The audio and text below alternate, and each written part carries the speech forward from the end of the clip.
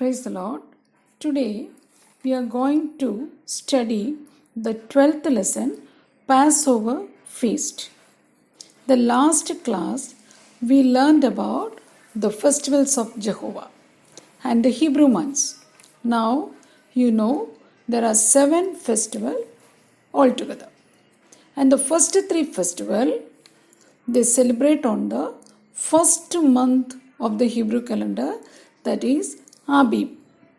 So today we will go to the details of the first one.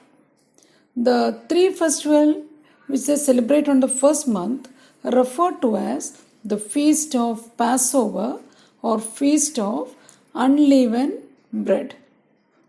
The first festival, the Passover, they celebrate on the 14th day of the first month, and the Feast of Unleavened Bread, that is from 15 to 21, that is of 1 week duration. And the third one, Feast of First Fruit, they celebrate on 16th day.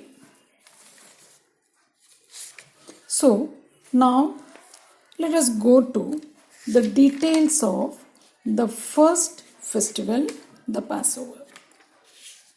The Passover is the first and the most important festival of Israel. And why Israelites observe Passover?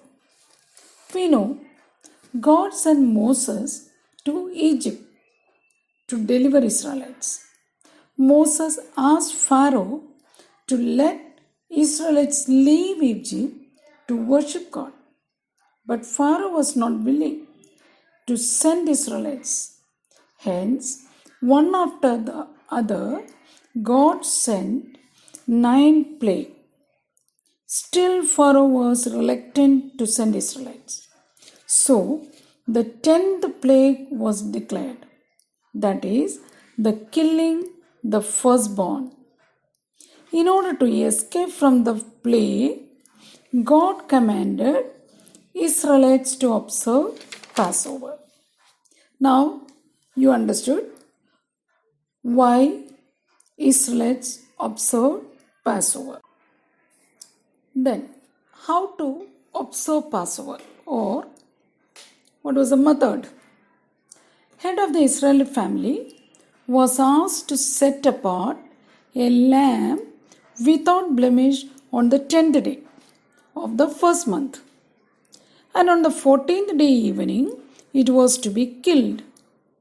Blood of the lamb must be put on the 2 side posts and on the upper doorpost. Its flesh, roasted in fire, must be eaten in haste, with the loins girded, shoes on the feet, and staff in the hand. And one condition is that bone should not be broken. So that night itself, they have to eat this. So during that night, the angel of destruction came down and killed all the firstborn of Egypt. No one is spared. That is, from the firstborn of Pharaoh to the firstborn of the least of Egyptians. The sign of blood on the doorpost of people of Israel saved from the destruction. Angel was not bothered about who is inside their house, but the sign of blood, that was more important. So seeing the sign of the blood, Israelites were spared. So that night, Egyptians compelled Israel to leave that place. As a result, a large group of people, around 6 lakh of men, the women and the children, set out on foot from Egypt. So in order to commemorate or in remembrance of this incident, Israelites celebrated Passover on the 14th day of the first month every year. When we read the New Testament, we can see that even at the time of Jesus Christ, this festival was celebrated. Because we read Christ was crucified during a Passover festival. So now let us see the meaning of the word Passover. So from this incident itself, you'll come to know the literal meaning is to pass over. So the name points to that night. The angel of destruction passed over Israelites.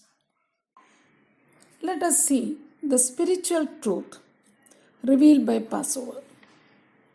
The chief subject in Passover is the lamb. So the lamb foreshadow Jesus Christ. We can see many comparisons. Christ is called Lamb of God in the scripture. We know while John the Baptist introduces Jesus, he said, "Behold, the Lamb of God who takes away the sins of the world." So, the Christ, the Lamb foreshadow the Christ.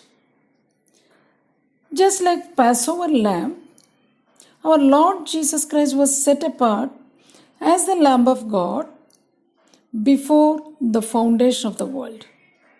That is for redemption of mankind. In Passover, for the redemption of Israelites, the lamb was set apart 4 days before the Passover.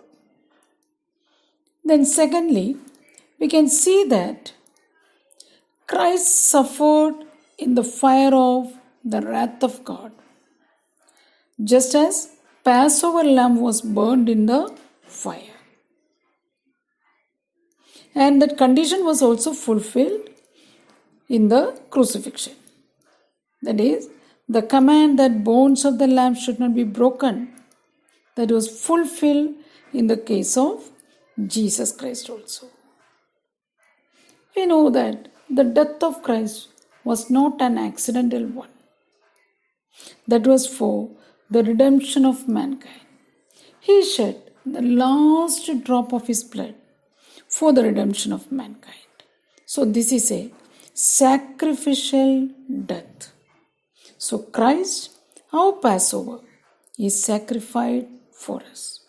Thus, we got deliverance from the death. When we come to the book of Romans, we can see that the wages of sin is death. So while we believe in this sacrificial death, we will get the deliverance from the bondage of sin. Secondly, the liberated Israel. The people of Israel delivered from Egypt represent New Testament believers. Dear children, our salvation is only through the blood of Jesus.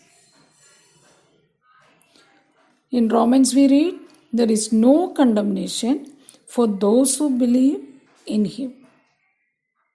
So, while we put blood at the doorpost, that shows we are taking refuge in Him by faith. Then we can see eating the roasted bread. That points that we have to taste the Christ, or we have to experience the Christ. In Psalms, we read like this: "Oh, taste and see that the Lord is good." Dear children, have you ever experienced that in your personal life? Always we have to experience, we have to taste and see the Lord is good. The next one is unleavened bread. In the Bible, we can see leaven represent uncleanness. Always in the New Testament, we see that Jesus says, "Be holy, for I am holy." So we have to standardize our holiness with Christ only. Leaven represent malice, wickedness, then false doctrine, hypocrisy, all these things we can see in the New Testament. So, as a believer, do not touch any unclean things. A believer must keep all such leaven out of their lives. The next in the Passover feast we can see bitter herb. Always we have a thinking that while we accept Jesus or while we come to this path, everything will be okay. We can live a very good life without any sorrow, any problem. But as a Christian, we have to face many tribulation, sufferings, sorrows in our Christian life. Christian life, it is not a bed of roses. Always we have to face different problems. But ultimate victory is with us. Because Bible says, you shall have tribulation, but be of good cheer. So while we face many problems or any tribulations, Jesus is with us. So Christian life is not an easy way. We have to face, during our Christian journey, we have to face many problems. Then, eating the Passover meal in haste with loins girded, shoes on the feet, and staff in hand. What does it represent? This shows the readiness. As a believer, we must be ready to do the service of the God. Feet fitted with the preparedness of the gospel of peace. While we read Ephesians chapter 6, we can see the many armor of God. So there we see that our feet fitted with readiness that comes from the gospel of peace. A believer should be ready to spread the gospel of peace. So, this shows the readiness to do the service of God. Dear children, see the example of Abraham. He considered himself as a stranger and pilgrim in this world. The same way, we are also in a journey. We are traveling from the land of destruction to the city of Zion. So always consider that we are not citizens of this world. We are the citizens of heaven. So be ready to move for that journey. Children, have you started a new chapter in your life with Jesus? Dear children, Passover marked the beginning of the year for Israel. In the same way, faith in that sacrificial death of Christ opened a new chapter in our lives. In 2 Corinthians 5 verse 17, we read, if anyone is in Christ, the new creation has come. The old has gone, the new is here. Do you have a constant fellowship with Jesus? If not, start today itself. Decide to follow Jesus. Establish a good rapport with Jesus. May God bless you to do that. And today's memory verse, 1 Corinthians chapter 5, 7 to 8.